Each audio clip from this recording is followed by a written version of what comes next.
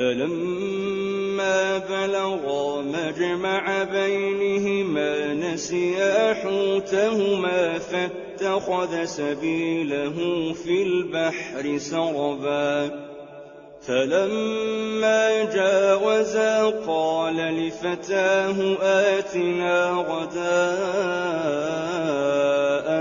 لقد لقينا من سفرنا هذا نصبا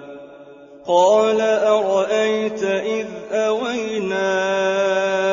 إلى الصخرة فإني نسيت الحوت وما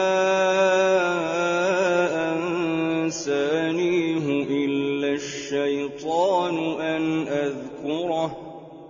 واتخذ سبيله في البحر عجبا قال ذلك ما كنا نبغ فارتدا على آثارهما قصصا فوجدا عبدا من عبادنا آتيناه رحمة من عندنا وعلمناه من لدنا علما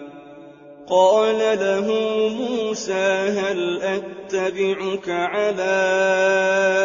أن تعلمني مما علمت رشدا قال إنك لن تستطيع معي صبرا وكيف تصبر على ما لم تحط به خبرا قال ستجدني إن شاء الله صابرا ولا أعصي لك أمرا قال فإن اتبعتني فلا تسألني عن شيء حتى أحدث لك منه ذكرا